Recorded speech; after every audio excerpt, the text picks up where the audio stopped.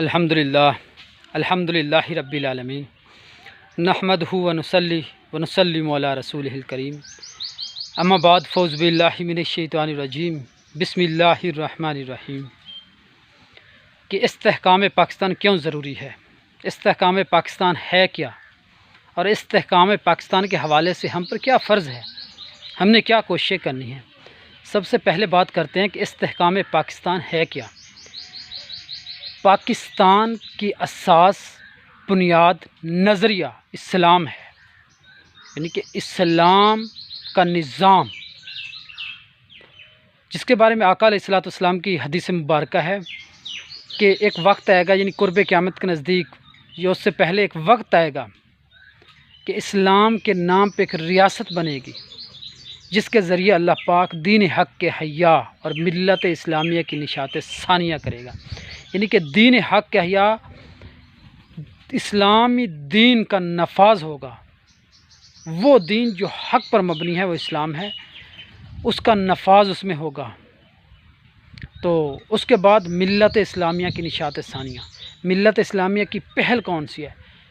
ملت اسلامیہ کا وہ دور جو سب سے سنہری دور ہے، وہ ہے آقا علیہ الصلوۃ والسلام کی دنیا سے پردہ فرمانے کے بعد خلافت کا دور۔ وہی دور پاکستان پہ آئے گا۔ اب پاکستان اور مدینہ منورہ کی مماثلت کیا ہے؟ عربی زبان میں کہا جائے تو مدینہ منورہ ہے، اگر فارسی زبان میں کہا جائے تو پاکستان ہے۔ ایک ہی نام ہے، اس کا کام ہی ایک ہے، یعنی کہ اسلام کا نفاذ جیسے پہلے وہاں پہ ہوا تھا، جیسے وہاں خلافت کا نظام قائم ہوا تھا، یہیں اسلام کا نفاذ قائم ہوگا اور اسلامی نظام قائم ہوگا۔ اس کے بعد پاکستان، یہ قلعہ جو اسلام کا سب سے اہم قلعہ کہلاتا ہے اور دنیا کی واحد ایٹامک پاور ہے، یہ عالم اسلام سے اتحاد کر کے اقوام عالم پہ راج کرے گی، اپنا لوہا منوائے گی۔ یہ ہے استحکام پاکستان۔ تو استحکام پاکستان کے بارے میں ہمارے ملک ملت کے بانی قائد اعظم رحمۃ اللہ علیہ نے کیا فرمایا تھا؟ وہ کہتے ہیں کہ یہ ملک اللہ تعالیٰ کا روحانی فیض ہے جو بن کر رہے گا تا ابدی اور سرمدی رہے گا، دنیا کی کوئی طاقت اسے توڑ نہیں سکتی، اور یہ قیامت کی صبح تک رہے گا۔ لیکن جس دن ہم اس میں اسلام کا نفاذ قائم کرنے میں کامیاب ہو گئے، اس دن سے یہ عالم اسلام کا اتحاد بنے گا اور اقوام عالم کے لیے یہ سربراہی کرے گا اور اسلامک سپر پاور بن کر ابھرے گا۔ یہ ہے استحکام پاکستان۔ اب قائد اعظم نے ایک اور جگہ پہ فرمایا کہ ہم اپنی محنت، کوشش، کاوشوں اور قربانیوں سے قیام پاکستان کرنے میں، یعنی پاکستان بنانے میں کامیاب ہوئے ہیں، لیکن اب آنے والی نسل کی یہ فرض ہے، یہ ان کی کوشش ہے، یہ ان کی محنت ہوگی، یہ جو استحکام پاکستان بنائیں گے۔ وہ کون سی وجوہ تھی کہ قائد اعظم خود پاکستان کو استحکام نہ کر سکے؟ وہ سب سے بڑی وجہ ہمارے ملک کے اس وقت کے بھی سیاستدان اور سرمایہ دارانہ نظام تھا، جس کی وجہ سے قائد اعظم خود مجبور ہو گئے تھے اور بیمار ہو گئے تھے۔ بیماری میں بس اللہ پاک کی طرف سے بلاوا آ گیا، جس کی وجہ سے وہ استحکام پاکستان نہ کر سکے، کہ ہمیں پاکستان کر کے اب ہمارے اوپر یہ فرض ہے، اور ہمارے طرف قائد اعظم یہ منسوب کر گئے ہیں کہ جو استحکام پاکستان اب تمہارے حوالے ہے۔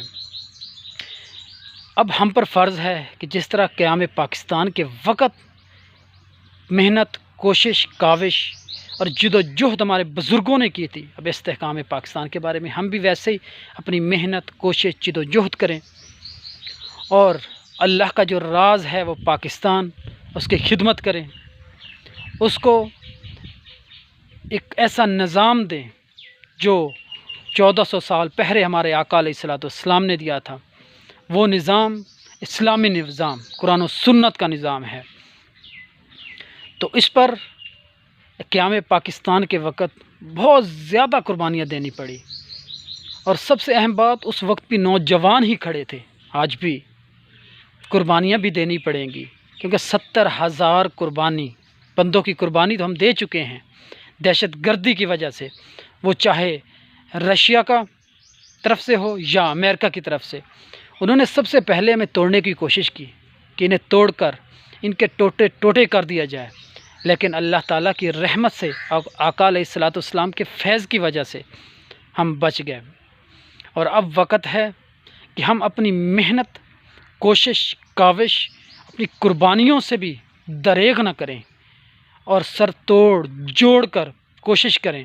یہ سب سے اہم جو ہوتا ہے وہ اس ملک کا نوجوان ہوتا ہے، جو ہماری تقریباً 3 حصے آبادی نوجوانوں کی ہے۔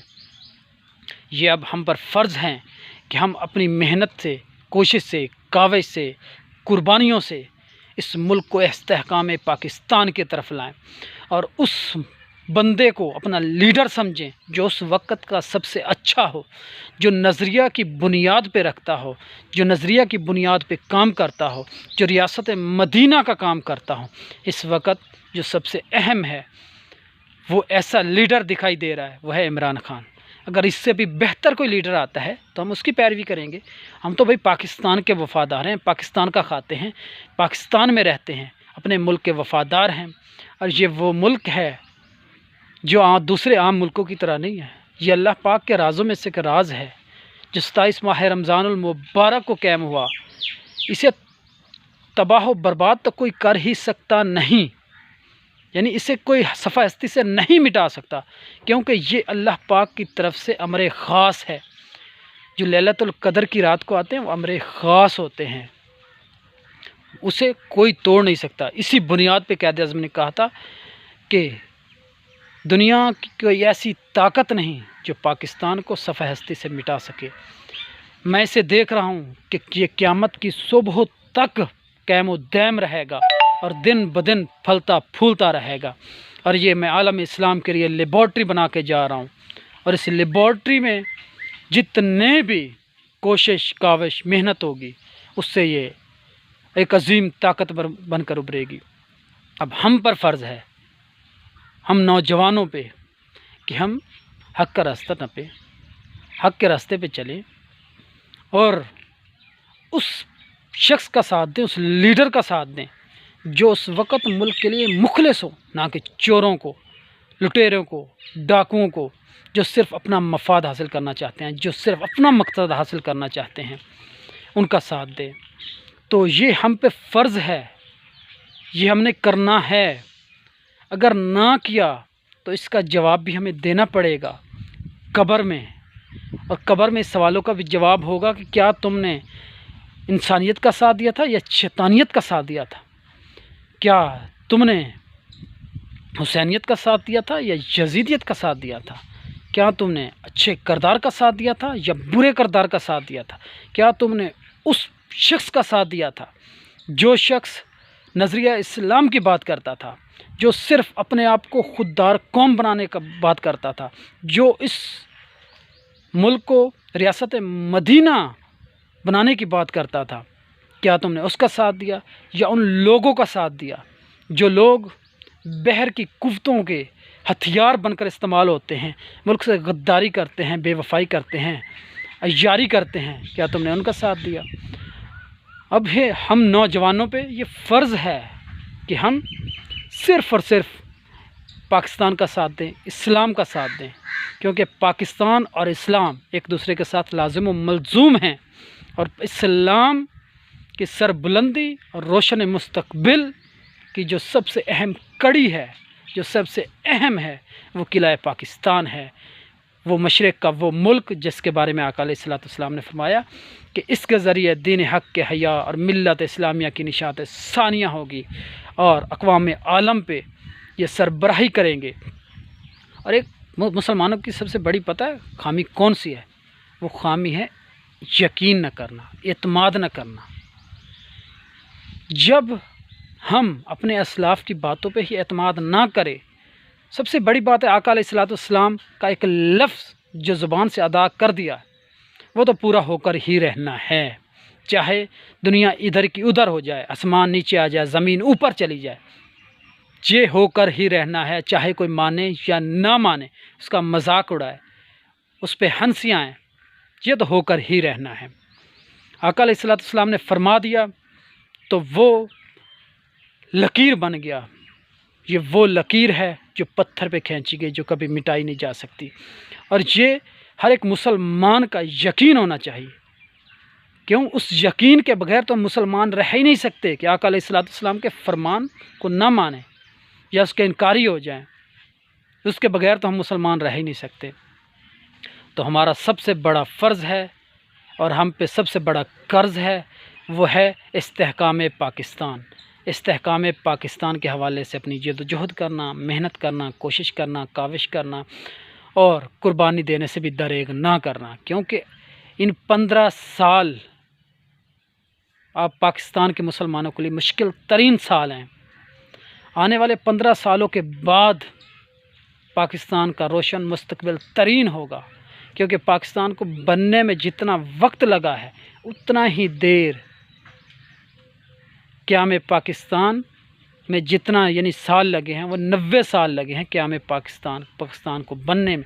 اب استحکام پاکستان کے لیے بھی 90 سال درکار ہیں۔ 90 سالوں کے بعد پاکستان امت مسلمہ کو اسلامک سپر پاور بن کر ابھرے گا اور اقوام عالم پہ چھا جائے گا۔ پھر اولیاء کرام ایسے تو نہیں کہہ دیتے کہ اس پاکستان کی ہاں میں ہاں ہوگی، پاکستان کی نہ میں اقوام عالم کی نہ ہوگی، اور پاکستان کے روشن مستقبل کے بارے میں تو اولیاء کرام نے آج سے 800 سال پہلے پیش گوئیاں کرنی شروع کر دی تھی، اور اب ہمیں ماننا مجبوری ہے، کیونکہ آقا علیہ الصلوۃ والسلام کا فرمان ہے، اولیاء کرام اور صوفیاء کرام کی پیش گوئیاں ہیں، جنہوں نے ہمیں اس ملک کو ملت میں، اس ملک میں اسلام دیا ہے، کلمہ طیبہ دیا ہے، ایک اچھا رستہ دیا ہے، حق کا رستہ دیا ہے۔ اب ہمیں فرض ہے کہ ہم نے حسینیت کے رستے پہ چلنا ہے یا یزیدیت کے رستے پہ، کیونکہ حسینیت اور یزیدیت، حسین اچھے کردار کا نام ہے، یزیدیت برے کردار کا نام ہے۔ اب کہیں کہ ہم نے اچھے کردار پہ چلنا ہے، حق کا ساتھ دینا ہے، اپنے آپ کا ساتھ دینا ہے، تو ہم اچھائی کا ساتھ دیں گے اپنے ضمیر کی عدالت میں رہ کر۔ اگر برائی کا ساتھ دیں گے یا کفر کا ساتھ دیں گے تو پھر قرآن مجید میں اللہ پاک نے ارشاد فرمایا کہ اور کبھی کافر تمہارا دوست نہیں ہو سکتا، کیونکہ اس نے تو اپنا مفاد حاصل کرنا ہے۔ اب اللہ تعالیٰ کا ایک اور بھی فرمان ہے کہ اس قوم کی حالت اس وقت تک نہیں بدلتی جسے اپنی خود حالت بدلنے کا شوق نہ ہو، ذوق نہ ہو، جستجو نہ ہو، جو اپنی خود حالت نہ بدلے۔ اب جب ہم خود ہی اپنی حالت نہ بدلیں گے تو کسی پہ کیا دوش، پھر ہم اسی طرح بنتے رہیں گے، غلام در غلام زندگی گزارتے رہیں گے۔ پہلے غلام تھے انگریزوں کے، جسمانی غلام تھے، اب دماغی غلام ہو چکے ہیں۔ اب وہی لوگ جنہوں نے غلام بنایا، اس دلدل میں پھنسایا، قرضوں کی دلدل میں قرضے لے کر ملک کو غلامی کی زنجیروں میں جکڑا، اب وہی کہہ رہے ہیں کہ غلام بندے کی اوقات ہی کیا ہے، بھکاری بندے کی اوقات ہی کیا ہے، بھکاری آخر کر ہی کیا سکتا ہے۔ تو دوسری طرف کہتا ہے جو حق کا ساتھ دے رہا ہے، وہ کہتا ہے میں خود اعتماد، خود دار قوم ہے، ہم خود داری کے ساتھ زندگی گزاریں گے، ہم نہ کسی کے سامنے جھکیں گے، نہ کسی کے سامنے ہٹیں گے، نہ کسی کے سامنے رکیں گے، بلکہ ہم صرف اللہ تعالیٰ سے ہی مانگتے ہیں اور اسی کی عبادت کرتے ہیں اور اسی کے راستے پہ چلنے کی کوشش کرتے ہیں۔ اللہ پاک بھی ہمیں اہدنا الصراط المستقیم پہ چلانے کی کوشش کرے اور دل اور دماغ سے فیصلہ کرنے کی توفیق عطا فرمائے۔ وآخر دعوانا الحمدللہ رب العالمین۔